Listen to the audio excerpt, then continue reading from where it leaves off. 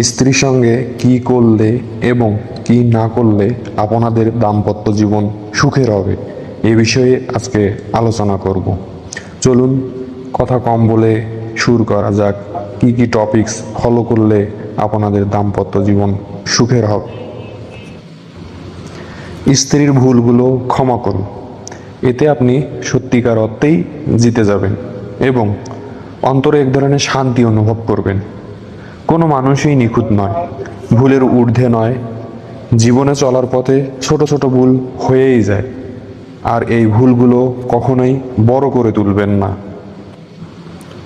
বুদ্ধিমান এবং শান্তিপ্রিয় মানুষ হলে আপনি সব কিছু মিটিয়ে নিন, সমাধানের সহজ রাস্তা বের করুন।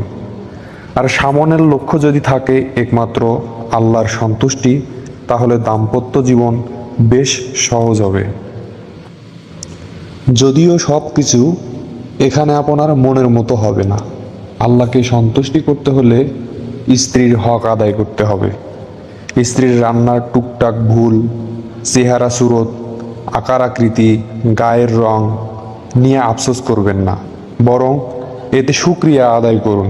সবসময় মনে করবেন এর থেকেও অনেকে আরও কষ্টে আছে। কারো স্ত্রী নেই, কেউ বিবাহ করতে সাহস পাচ্ছে না, কারো সন্তান নেই, আবার কেউ নানা ঝামেলায় দিনপাত করছে। নিজে নিজে সংসারের ঝামেলা ডেকে আনবেন না। তৃতীয় ব্যক্তির আগমন শক্ত হস্তে দমন করুন। আবার এমন যেন না হয় নিজে আগ বাড়িয়ে তৃতীয় পক্ষকে নিজেদের মধ্যে নিয়ে আসবেন। অভিযোগ করা যত কমিয়ে দিবেন, শান্তি তত বেশি পাবেন। ক্ষমা করে দিন, সুখী হওয়ার জন্য ক্ষমার বিকল্প আর কিছুই নেই। পরামর্শগুলো মেনে চলুন, দাম্পত্য জীবন সুখের করুন। ভালো থাকবেন। যদি একটু উপকার হয় তাহলে আমার চ্যানেলটি সাবস্ক্রাইব করে পাশে থাকবেন, ইনশাআল্লাহ।